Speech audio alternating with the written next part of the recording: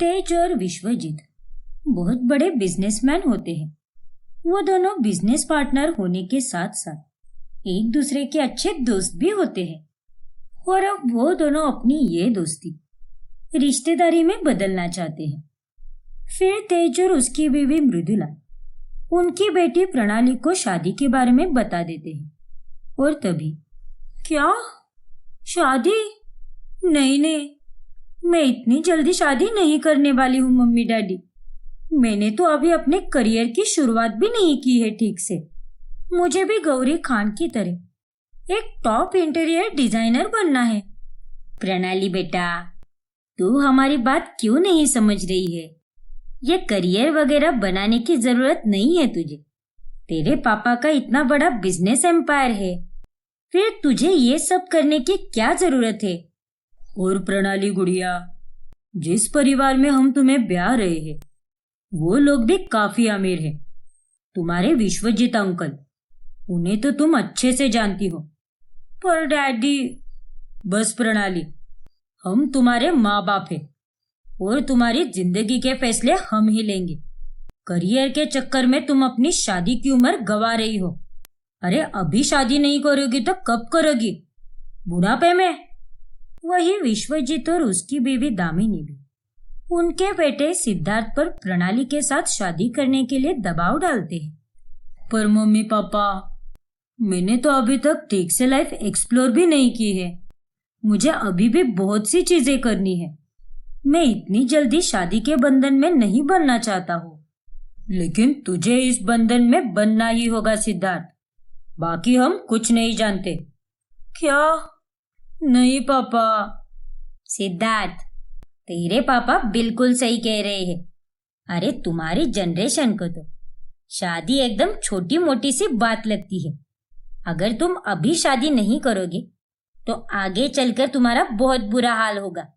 शादी वक्त रहते ही कर लेनी चाहिए। इस तरह प्रणाली और सिद्धार्थ दोनों की रजामंदी के खिलाफ जाकर उनके माता पिता उनकी अरेंज मैरिज कराते हैं।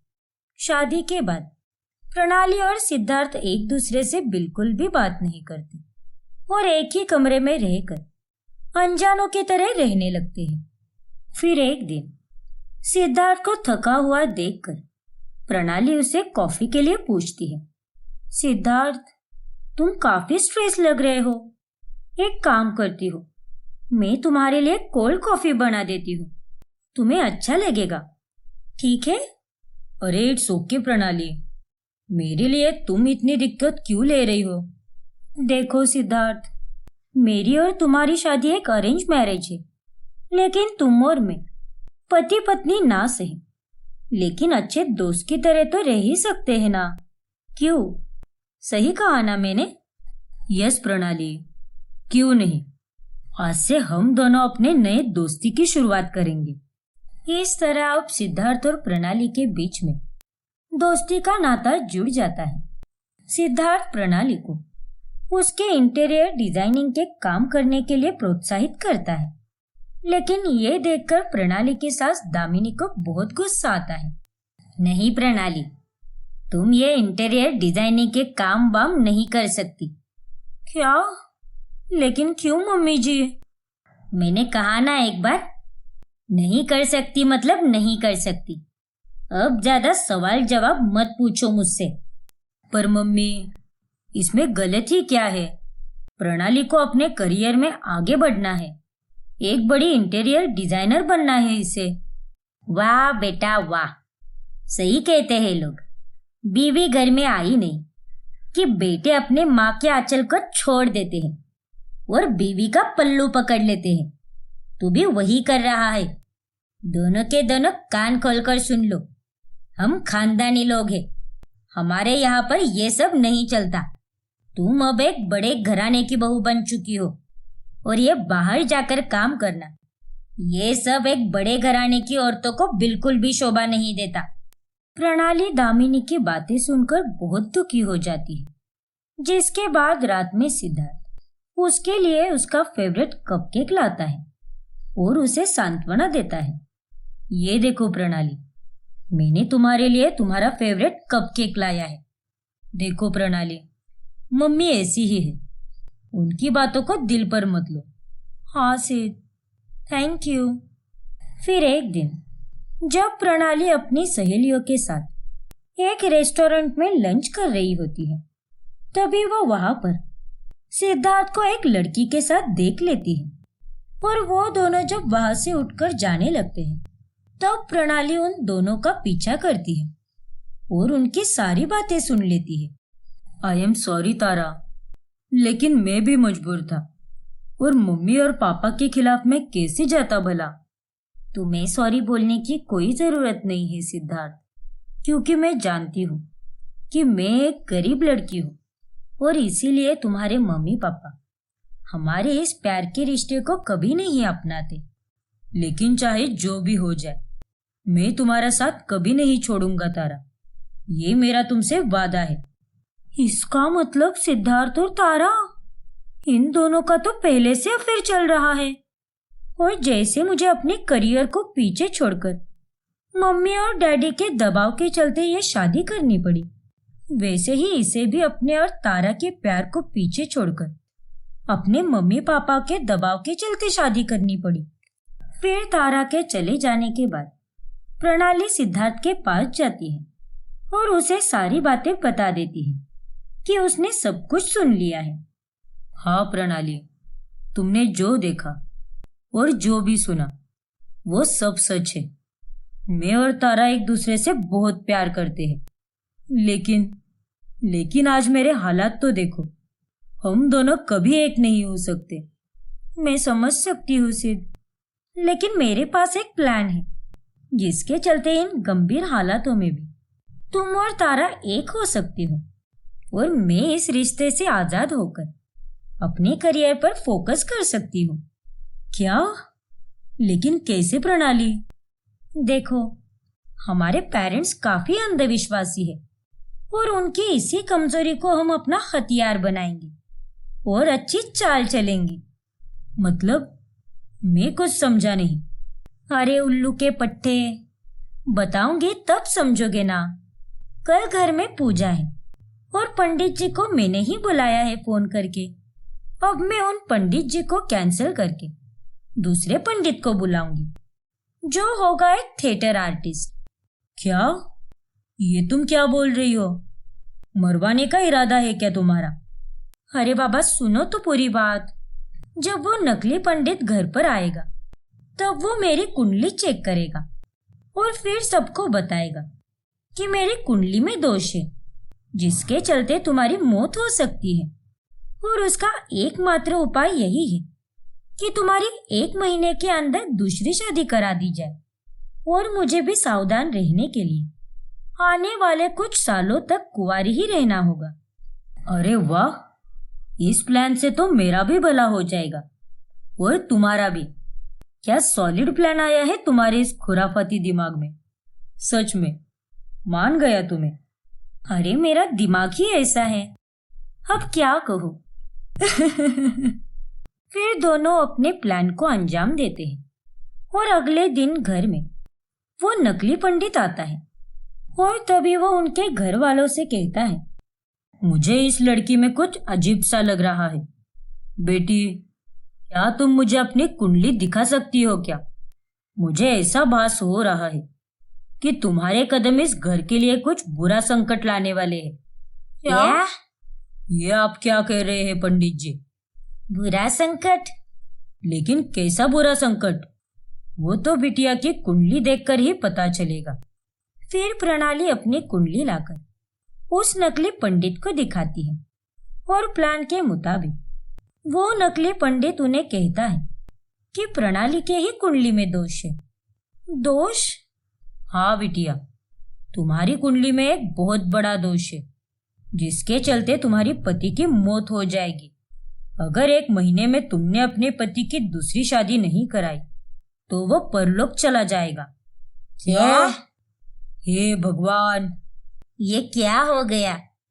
मुझे बिटिया के चेहरे को देखकर कुछ महसूस हुआ, इसीलिए मैंने फौरन ये कुंडली मंगवाई। पति की दूसरी शादी के साथ साथ तुम भी आने वाले कुछ सालों तक शादी नहीं कर सकती हो, वरना तुम्हारे लिए भी वो घातक हो सकता है। ठीक है पंडित जी, जैसा आपको हो। लेकिन बहू। नहीं मम्मी जी, मैं कोई रिस्क नहीं ले सकती। मैं और सिद्ध तो अच्छे दोस्त हैं। हमारे बीच में वैसे कोई प्यार भी नहीं है। ऐसे में अगर इसकी दूसरी शादी करके इसकी जान बच रही है तो प्लीज ऐसा होने दीजिए। मुझे कोई दिक्कत नहीं है। हाँ बहू, तुमने बिल्कुल सही कहा। मुझे भी यही सही लग रहा है। आखिर ये हमारे बेटे के जिंदगी का सवाल है। हाँ पापा जी, और मैं नहीं चाहती कि मेरी वजह से किसी की मौत हो। मम्मी डैडी, अब मैं भी अगले कुछ सालों तक कुंवारी ही रहूंगी।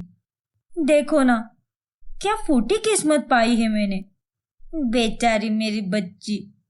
और हाँ, दूसरी शादी भी तुम्हें ऐसे लड़की से करनी होगी जिसके गुण और सिद्धार्थ लल्ला के गुण मेल खाते हो, जो कि बहुत कठिन है, पर यही करना होगा।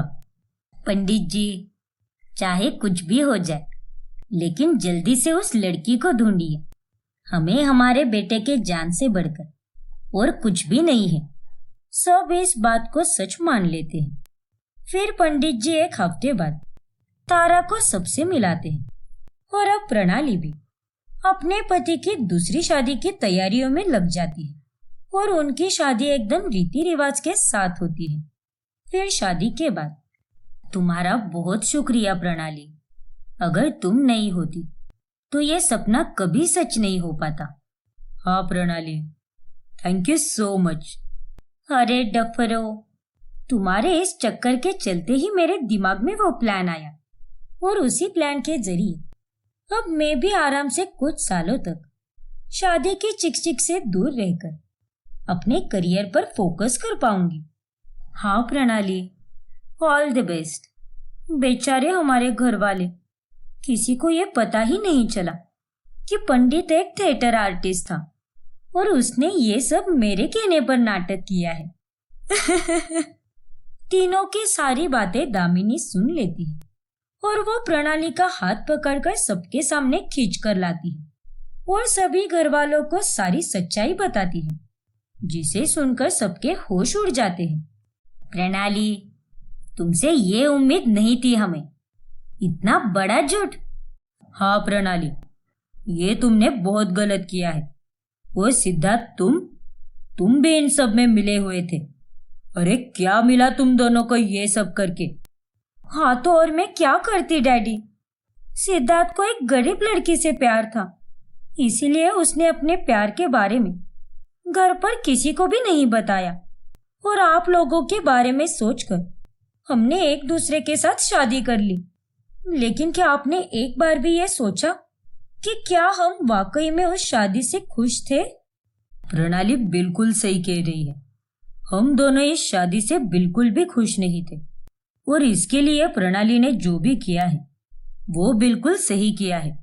अरे क्या हुआ जो तारा गरीब है, हम लोग भी गरीबी से ही ऊपर आए थे ना। और रही बात प्रणाली के करियर की, तो उसे पूरा हक है कि वो अपने करियर को अपनी शादी से भी आगे रखे। आज के जमाने में हर लड़की को इंडिपेंडेंट होना चाहिए, लेकिन आप लोगों के प्रेशर के कारण हमने हमारी खुशियों की बलि चढ़ा दी। लेकिन अब और नहीं, हम दोनों जिंदगी भर घुट घुट कर नहीं जीना चाहते हैं। प्लीज हमें हमारी जिंदगी में खुश रहने दो। प्रणाली और सिद्धार्थ की बातों को सुनकर उनके पेरेंट्स को अपनी गलती का एहसास हो जाता है। तुम सही कह रहे हो बेटा, माफ कर दो हमें। हमने तुम्हारी खुशी के बारे में सोचा ही नहीं। हाँ बेटा, अपने स्टेटस को बरकरार रखने के लिए हमने तुम्हें एक जबरदस्ती के रिश्ते में बांध दिया। माफ कर दो हमें बेटा। प्रणाली बेटा, हम भी माफी चाहते हैं। हमें तो उल्टा तुम पर गर्व होना चाहिए कि हमारी बेटी के सपने इतने बड़े हैं, लेकिन हमने तुम्हें समाज के उसूलों पर चलने के लिए कहा, जबकि तुम अपने उसूलों पर चलकर भी अपने जीवन में आगे बढ़ सकती हो। माफ कर दे बेटी, अब हम तुझ पर कोई दबाव नहीं डालेंगे। अब तो बस उसी दिन का इंतजार है जब तू एक बड़ी इंटीरियर डिजाइनर बन जाएगी। और इस तरह अंत में तेज और मृदुला प्रणाली के सपनों की अहमियत को जानकर उसे अपने करियर पर ध्यान देने देते हैं। वही विश्वजीत और दामिनी भी अपने बेटे सिद्धार्थ और नई बहू तारा को खुशी खुशी पूरे मन से स्वीकारते हैं। पंखुरी बहुत ही स्वादिष्ट गाजर का हलवा बनाती है और उसके हाथ का हलवा खाकर सभी उसकी तारीफों के पुल बांधने लगते हैं। अरे वाह वाह वाह पंखुरी बहू, ये हलवा नहीं बल्कि ये तो अमृत है, अमृत। इसे खाकर तो मेरा मन तृप्त ही हो गया। मैंने ऐसा गाजर का हलवा अपनी पूरी जिंदगी में कभी नहीं खाया बहू। थैंक यू सो मच माँ जी। अब ठंड का मौसम खत्म होने वाला है, इसीलिए मैंने सोचा कि जितने भी दिन बचे हैं उतने दिन गाजर का हलवा ही बना दो। हाँ बहू, मैं तो कहती हूँ कि तू अपने गाजर के हलवे को बाजार में जाकर बेच, लोग तो लट्टू हो जाएंगे तुझ पर। हाय हाय माँ जी, ये आप क्या बोल रही हो? मेरा मतलब तेरे हाथ के बनाए हुए हलवे पर। पंखुरी की सास करुणा देखते ही देखते 6 से 7 कटोरी हलवा खा जाती है। आहा, इस हलवे को खाकर तो मेरा दिल गार्डन गार्डन हो गया। माँ जी, मैंने आज खाना भी बनाया है, उसे भी खाना है आपको। आप तो इस हलवे को ऐसे खा रही हो जैसे कि यही आज का खाना है। अरे बहू, तूने हलवा ही इतना लाजवाब बनाया है कि खाते खाते तो मेरा मन ही नहीं भर रहा। वैसे बहू, सच सच बता, इस हलवे में तूने ऐसे कौन सी खुफिया चीज डाली है जिससे ये इतना बेहतरीन बनता है? बता बता, जल्दी बता मुझे। आखिर क्या है वो टॉप सीक्रेट? वो सीक्रेट नहीं होता माँ जी, सीक्रेट होता है। क्या अभी? अरे हाँ हाँ, वही वही, बड़ी आई शेक्सपियर की बहन। माँ जी, शेक्सपियर नहीं है वो, शेक्सपियर है वो। बहू, अब बहुत हुआ। तू मेरी इंग्लिश ठीक करने की जगह मुझे इस गाजर के हलवे का टॉप सीक्रेट बता। मेरा मतलब सीक्रेट बता। देखो माँ जी, अगर मैंने आपको टॉप सीक्रेट इंग्रेडिएंट के बारे में बता भी दिया तो आप भी मेरे जैसा हलवा बनाने लगोगी। सीक्रेट बताया नहीं जाता, इसीलिए तो वो सीक्रेट होता है। इतना कहकर पंखुरी रसोई में चली जाती है। कल मुही कही के पता नहीं क्या मिलाती है हलवे में। खैर, मुझे क्या, मुझे खाने को मिल जाए बस उतना ही काफी है, और लाइफ में क्या चाहिए। फिर एक दिन पंखुरी के घर पर किट्टी पार्टी होती है। तभी उसकी 3 सहेलियां अश्विनी, लीना और काशवी आती है। तभी पंखुरी उन्हें भी अपने हाथ का बना हुआ गाजर का हलवा देती है, जिसे खाकर वो भी उसके हलवे के फैन बन जाते हैं। वाह यार पंखुरी, ये हलवा है या कोई अमृत?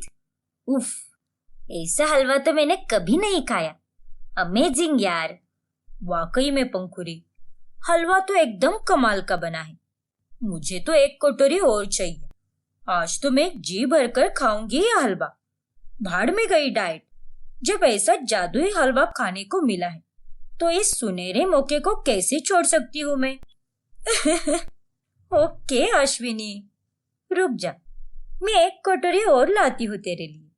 फिर अगले दिन काशवी फिर से पंखुरी के घर पर आती है। यार पंखुरी, मुझे भी गाजर का हलवा बनाना है। प्लीज अपने गाजर के हलवे की सीक्रेट रेसिपी बताना बहन। मैं अच्छे से जानती हूँ कि तू कुछ तो एक्स्ट्रा ऐड करती है जिससे हलवा एकदम मस्त बनता है। लेकिन काशवी, नाटक मत कर पंखुरी और चुपचाप बता। अगर मैंने तेरे जैसा हलवा बना दिया तो मेरी सास मुझसे खुश हो जाएगी और फिर मैं उससे जो चाहिए वो मांग सकती हूँ। प्लीज मेरी मदद कर दे यार, और मुझे वो सीक्रेट रेसिपी बता। अच्छा बाबा, ठीक है।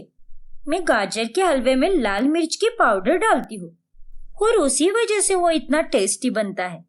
क्या कहा? लाल मिर्च पाउडर? अरे तू क्या पागल हो गई है क्या पंखुरी? गाजर के हलवे में लाल मिर्च कौन डालता है भला? देखा, मुझे पता था कि तू मेरा यकीन नहीं करेगी, इसलिए मैं तुझे नहीं बता रही थी। लेकिन यही सच है, मेरा सीक्रेट पदार्थ और कोई नहीं बल्कि लाल मिर्च की पाउडर है। उससे ही मेरे गाजर के हलवे में 4 चांद लग जाते हैं। अच्छा, ऐसी बात है क्या?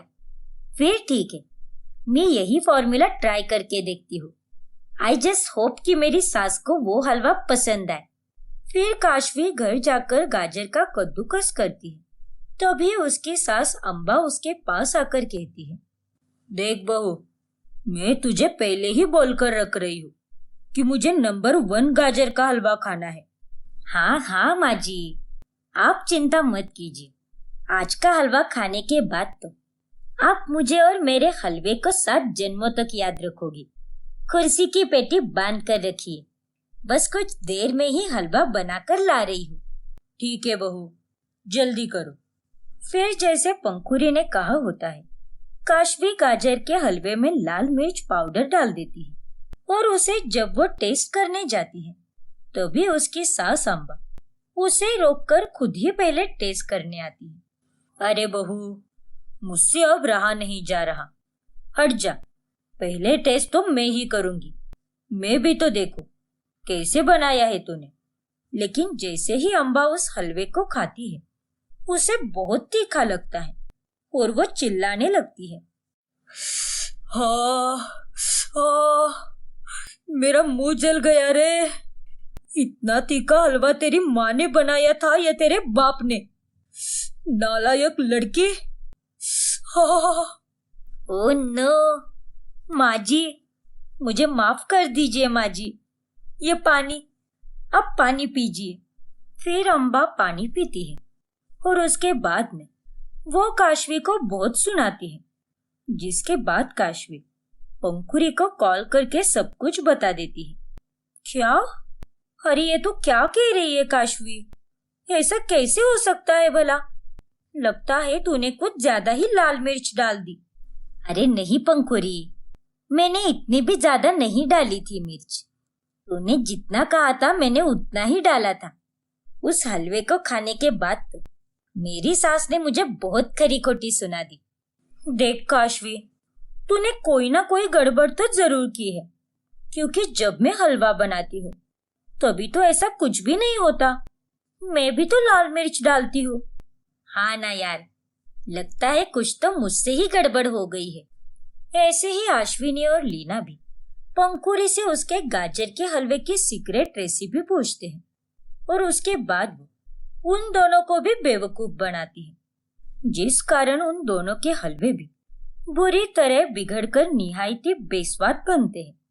फिर एक दिन बाजार में लीना, अश्विनी और काशवी एक दूसरे से मिलती है। क्या तुम दोनों के भी हलवे बिगड़ गए थे? हाँ ना यार, पंखुरी ने मुझे नमक डालने के लिए कहा था, लेकिन उसके बाद भी मेरा हलवा एकदम खराब बना था। क्या? लेकिन लीना, पंखुरी ने मुझे तो हलवे में काली मिरी डालने के लिए कहा था, जिसके बाद भी मेरा हलवा एकदम घटिया बना था। और उसने मुझे लाल मिर्च डालने के लिए कहा था। इसका मतलब उसने हम तीनों को भी उल्लू बनाया है। ये उसने हमारे साथ बहुत गलत किया है। हाँ लीना, तुमने बिल्कुल सही कहा, लेकिन अभी हमें उसे सबक सिखाना चाहिए। हाँ अश्विनी, अरे उस पंखुरी के कारण मुझे अपनी सास की डांट सुननी पड़ी। नहीं नहीं, मैं उसे नहीं छोड़ूंगी। लेकिन अब हम क्या करेंगे जिसके चलते हम उसे सबक सिखा सके? हाँ काशवी, क्या करेंगे हम? मेरे पास एक सॉलिड आइडिया है। फिर काशवी अपनी आइडिया लीना और अश्विनी को बताती है, जिसके बाद एक दिन किट्टी पार्टी के लिए सभी काशवी के घर पर आते हैं। तभी काशवी गाजर का हलवा बनाती है, जिसमें वो ढेर सारी लाल मिर्च डालती है। अरे काशवी, कुछ खिला दे बहन, मेरे पेट में तो चूहे डिस्को डांस कर रहे हैं। हाँ बाबा, ला रही हूँ। ये देख, आज मैंने सबके लिए यम्मी और टेस्टी गाजर का हलवा बनाया है। वाओ, ये ले पंखुरी, आज का हलवा बहुत अच्छा बना है। मैंने आज इसमें ढेर सारी लाल मिर्च डाली है। उस दिन पता नहीं क्या हुआ था, लेकिन आज का हलवा तो एकदम मस्त बना है। अरे वाह, क्या बात है काशवी। पंखुरी के बाद तो अब तेरा ही नंबर है मास्टर शेफ बनने का। अरे क्या हुआ पंखुरी, जल्दी खा इसे। आखिर तेरी ही सीक्रेट रेसिपी से प्रेरित होकर ये हलवा खास मैंने तेरे लिए बनाया है। नहीं नहीं, वो मैं। काशवी उसे जबरदस्ती खिलाने जा ही रही होती है कि पंखुरी उसके हाथ से कटोरी ही फेंक देती है। नहीं खाना मुझे ये हलवा। लेकिन ऐसा क्यों पंखुरी, ये तो तेरी ही सीक्रेट रेसिपी है ना। देखना, लाल मिर्च से हलवे का रंग भी कितना खिल गया है। नहीं नहीं, ऐसी कोई सीक्रेट रेसिपी नहीं है। मैंने तुम तीनों के साथ मजाक किया था। अरे मैं तो ऐसे ही हलवा बनाती हूँ और वो अच्छा बन जाता है। उसमें कोई सीक्रेट इंग्रेडिएंट नहीं मिलाती मैं। हम जानते थे कि यही सच्चाई है, इसीलिए तुझे यह लाल मिर्च वाला हलवा खिला रहे थे। पंखुरी, तूने हमारे साथ बहुत गलत किया है। अरे तेरी वजह से मेरी सास ने मुझे कितना डांटा। मुझे माफ कर दो गर्ल्स, मैंने ये सब ऐसे ही मस्ती में किया था। अरे मुझे तो लगा कि तुम तीनों अपना अपना दिमाग इस्तेमाल करोगी और ऐसा नहीं बनाओगे। लेकिन तुम तीनों ने आंख बंद करके मुझ पर विश्वास किया और जो मैंने बोला था ठीक उसी प्रकार हलवा बनाया। प्लीज मुझे माफ कर दो। इतनी आसानी से तुझे माफी नहीं मिलेगी। अब तुझे हम तीनों के लिए बड़े बड़े डब्बे भरकर तेरे हाथ का टेस्टी हलवा बनाना होगा। यही तेरी सजा है। क्या? ठीक है, अब क्या कर सकते हैं।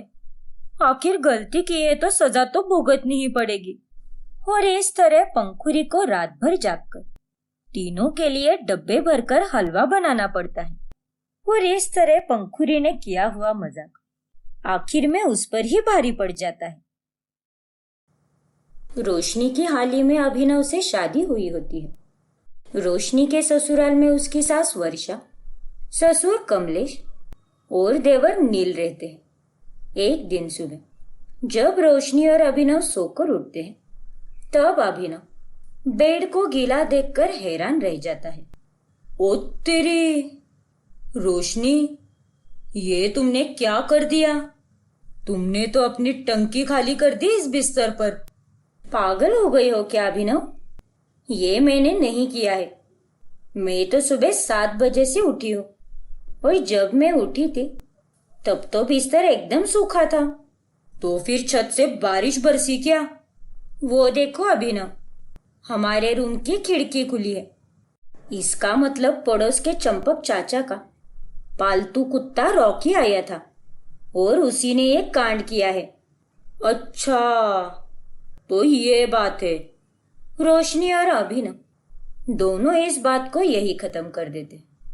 लेकिन अगले दिन सुबह जब अभिनव और रोशनी सोकर उठते हैं, तब फिर से बिस्तर गीला हो जाता है और तभी रोशनी अभिनव से कहती है, अभिनव, अब ज्यादा भोले बनने की कोशिश मत करो, क्योंकि रात को जब मैं पानी पीने उठी थी तब मैंने साफ साफ अपनी आंखों से देखा था कि तुम ही बिस्तर पर सूसू कर रहे थे। बिस्तर गीला तुमने ही किया है अभिनव। क्या?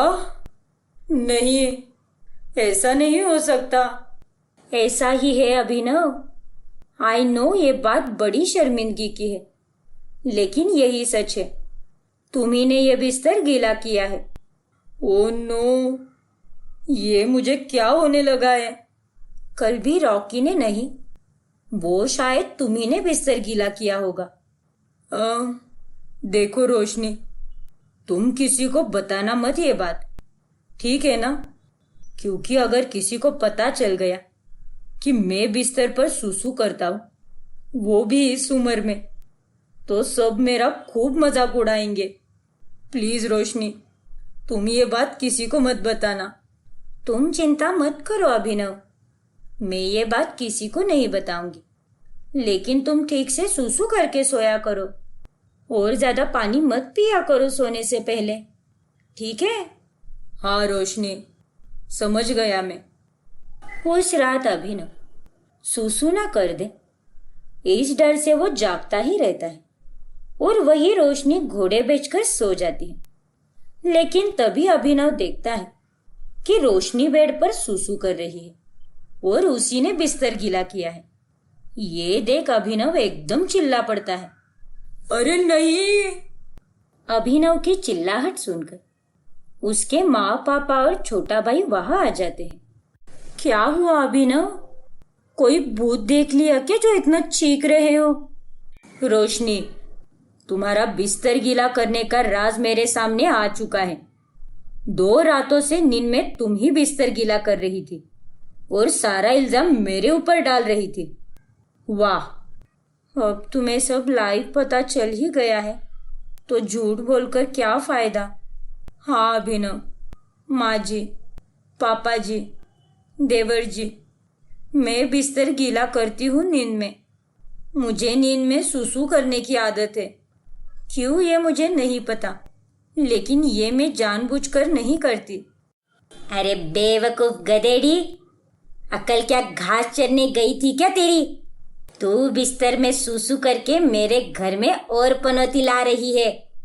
अरे बाथरूम क्या डिस्को डांस करने के लिए बनाए गए हैं क्या, जो तू महारानी बेड पर ही सारा सत्यानाश कर देती है? बहू, तुम्हें आज हम आखिरी चेतावनी दे रहे हैं। अगर कल से बिस्तर गीला किया तो हमसे बुरा कोई नहीं होगा। क्या अभी भैया, ला लाकर आपने एक बिस्तर गीला करने वाली भाभी लाई है मेरे लिए। वाह! सबकी बातें सुनकर रोशनी को बहुत शर्मिंदगी महसूस होती है। अभिनव तो गुस्से से पूरा लाल हो जाता है।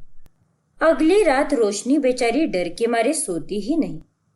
नहीं रोशनी, तुझे जागना ही होगा, क्योंकि अगर तू एक बार लुढ़क गई तो नींद में पक्का बिस्तर गीला करके ही रहेगी।